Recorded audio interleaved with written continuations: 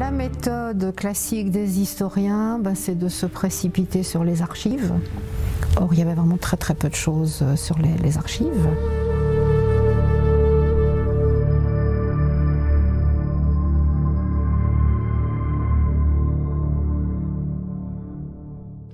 Retrouver des témoins, et ça a été vraiment très compliqué.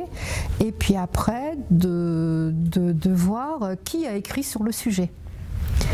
Alors, très peu d'archives, et je me suis rendu compte que si je voulais traiter du sujet, il fallait que je regarde les archives françaises, mais également les archives belges, puisque c'était une question transfrontalière.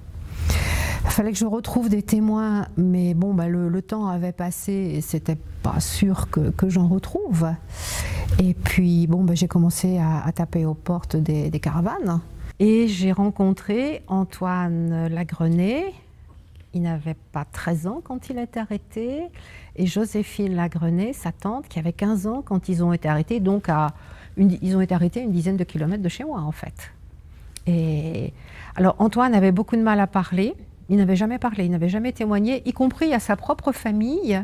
Et il n'en avait même jamais discuté avec sa mère, qui elle aussi a été arrêtée, était à Auschwitz. Il n'en parlait pas. C'était le silence. Et Joséphine non plus, n'en parlait pas. Et puis bon, c'est un phénomène qui est inhérent aux déportés.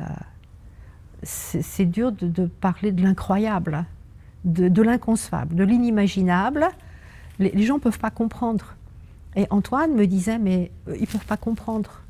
Donc, et moi, j'avais un peu creusé le sujet. Donc, on pouvait parler des mêmes choses. Même moi, je suis à l'extérieur du camp, quand je parle du camp. Lui était dedans. Et Antoine, c'est un monsieur pour qui j'ai beaucoup d'amitié. Et très futé, très pertinent. Il repérait les choses. En plus, c'est quelqu'un qui est né à Francfort-sur-le-Main en Allemagne, donc il n'a pas de haine vis-à-vis des Allemands. Donc il n'est pas dans une réalité noire et blanche.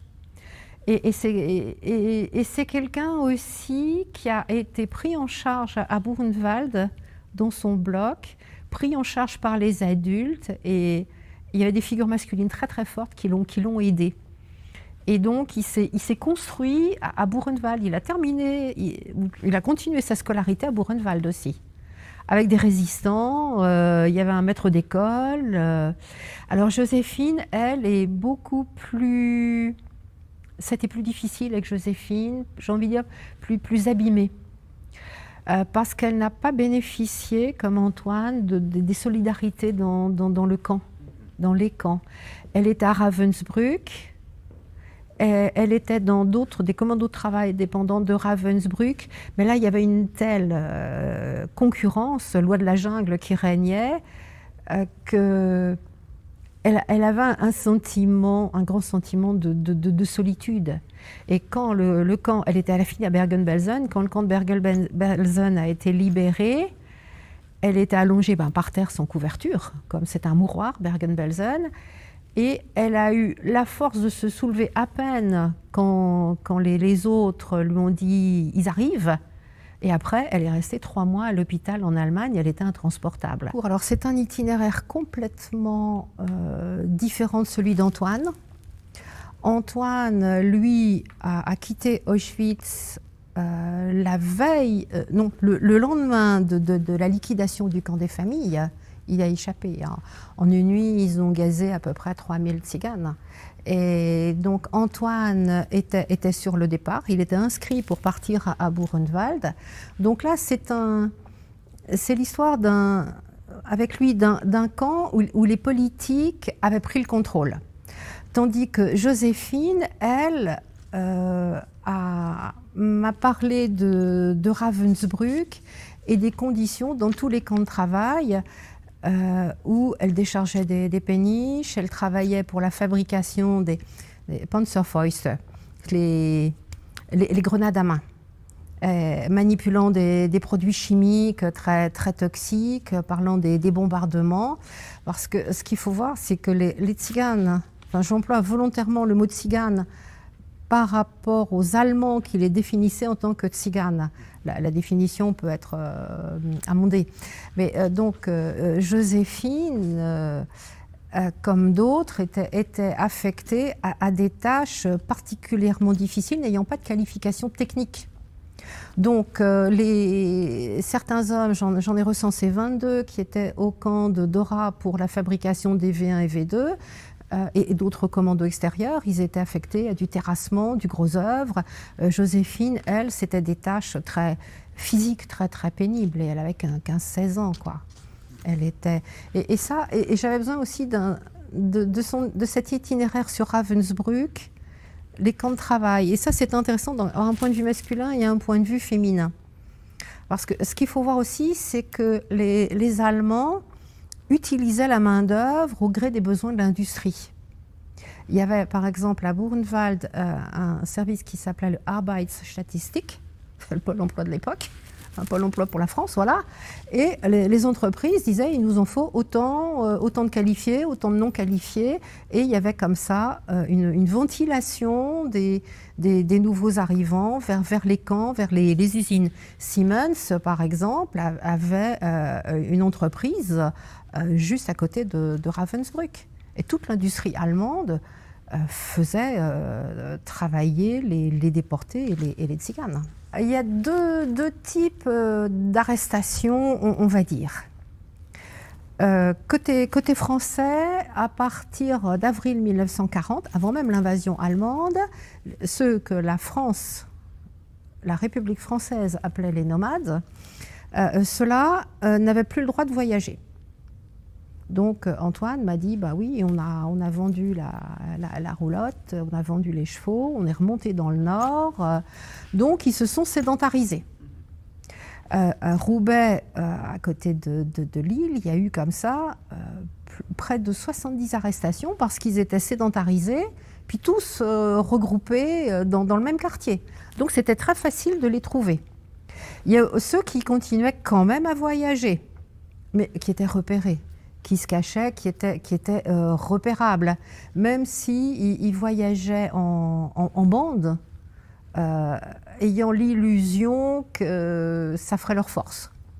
C'est un Belge, un jeune Belge, Jan Jors, qui a écrit sur la guerre et la façon dont ils ont vécu la guerre. Donc il y avait ces deux scénarios, les sédentarisés puis ceux qui voyageaient. Mais ceux qui voyageaient étaient visibles.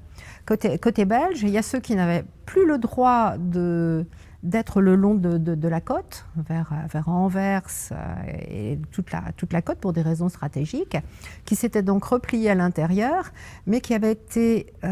ils vivaient sous le régime de la feuille de route, mais ils avaient en plus la Zigeunerkarte ou carte de nomade, et ils étaient repérés, ils avaient été bloqués sur place, là où ils étaient. Alors, ils ont donc été arrêtés à l'automne 1943.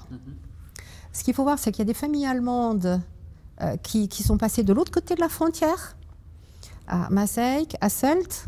Ça, c'est la famille Keck-Elster. Et les autres voulaient s'éloigner de l'épicentre, j'ai envie de dire, de la décision. Donc, ils étaient beaucoup plus vers la frontière, vers Tournai, et de l'autre côté de la frontière, espérant échapper. Mais la décision a été prise pour le Reich. Donc, décembre 1942, la décision de tous les arrêter et de les mettre dans un camp est prise. Donc, décembre 1942.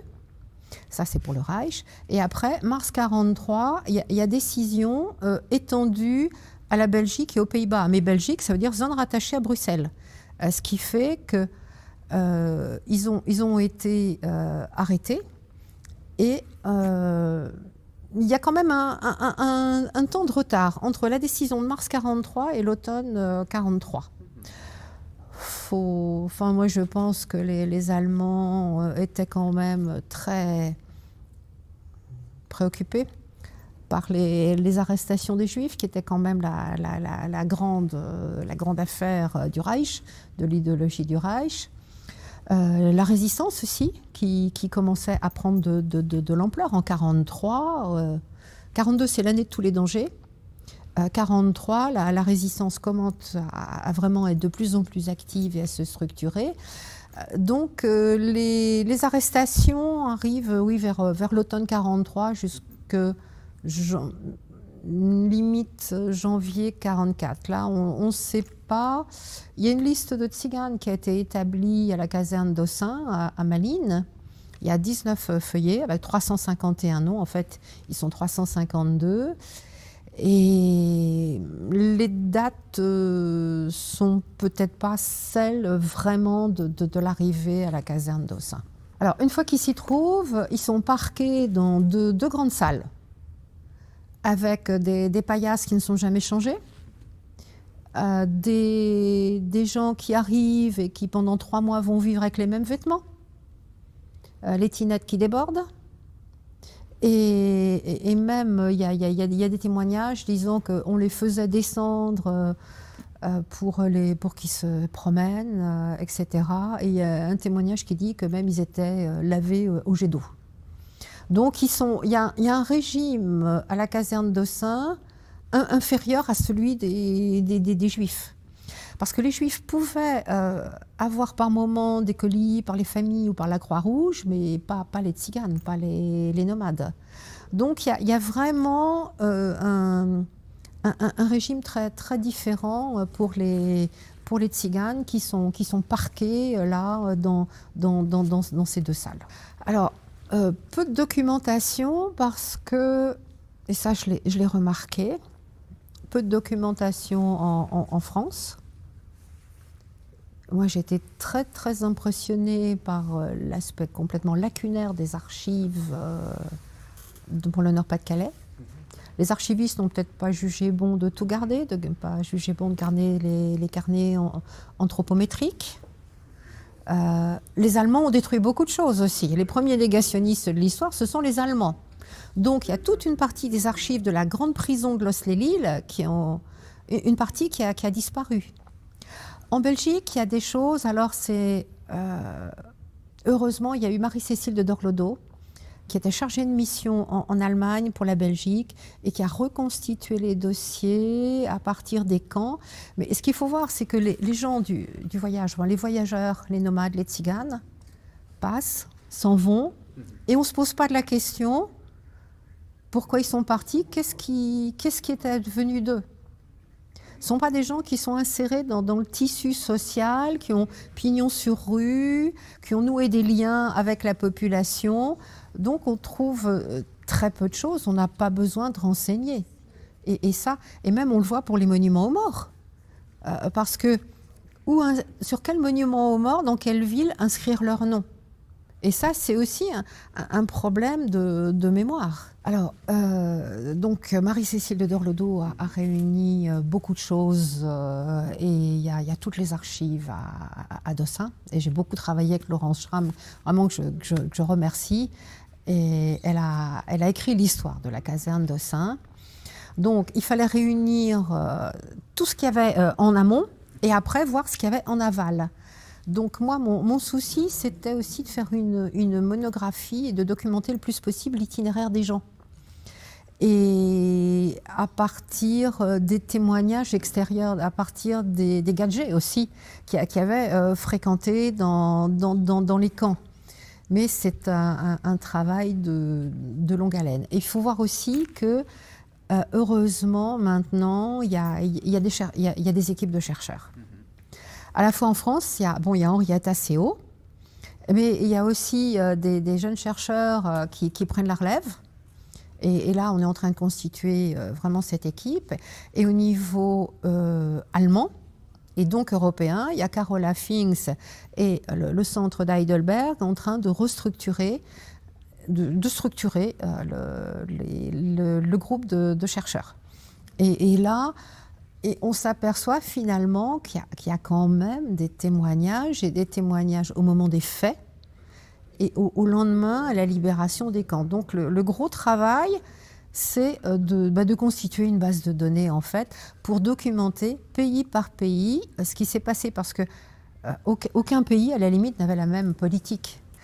Alors, chez nous, donc moi, Nord-Pas-de-Calais et Belgique, la politique, c'est de suivre ce qui avait été fait avant. Il y avait une catégorisation, une stigmatisation. Côté français, bon, il y a eu beaucoup de de recensement de nomades. Ça a débouché sur la loi de 1912 avec les carnets anthropométriques personnels et de circulation et une plaque pour les voitures. Donc là, on ne risquait pas de les louper. Et puis en Belgique, le système Bertillon, qui est le système français, a fait des petits dans toute l'Europe. Et la Belgique s'est calée aussi sur la mise en fiche des nomades, des tziganes. Et donc, ils étaient repérés de partout. Et quand ils passaient, on le savait. Alors, parce qu'en Belgique, vous avez un registre de population pour la population permanente sédentaire. Après, il y a ceux, ça c'était autrefois, mais pendant la guerre, il y a ceux qui passaient, puis après, il y avait les nomades étrangers. Et les nomades étrangers dont la Belgique cherchait à se débarrasser. La France n'en voulait pas. L'Allemagne n'en voulait pas. Il y a toute une famille, la famille Modis, qui venait de Norvège. Et la Norvège a dit « Ah ben, on n'en veut pas parce qu'ils n'ont pas remis les pieds depuis plus de 10 ans chez nous, donc ils ont perdu la nationalité norvégienne. » Donc j'ai envie de dire, vulgairement parlant, tout le monde se les refilait comme une patate chaude, quoi. C'était vraiment ça. Tout le monde cherchait à s'en débarrasser. Ce que je retiens, ce que j'ai retenu, c'est que il y a des citoyens, mais il y en a, c'est Coluche qui disait, il y en a qui sont plus égaux que d'autres. Voilà. Donc, il y a des citoyens, mais qui n'ont pas les mêmes droits. Le carnet anthropométrique en France n'existe plus depuis 1969. Et le carnet collectif, depuis 2015. Belgique, c'est à peu près la même chose. Je crois que je me demande si c'est pas 75, la feuille de route. Enfin là, j'ai plus en tête les chiffres, mais ça veut dire que, par exemple, en France, les nomades ont eu droit à avoir une carte d'identité comme n'importe quel citoyen français en 1969 seulement. Et ce que je retiens aussi, c'est que les préjugés qui ont perduré ont encore la vie très très dure maintenant. Et c'est pour ça que je crois qu'il faut d'abord passer par la connaissance précise, savoir de quoi on parle, connaître, faire reconnaître, parce que bon, moi je suis spécialisée un peu dans ma bulle, mais je vais beaucoup dans les écoles, les lycées aussi. En France, on a un concours de la résistance et de la déportation, donc quand il y a une thématique précise, moi je dis toujours attention.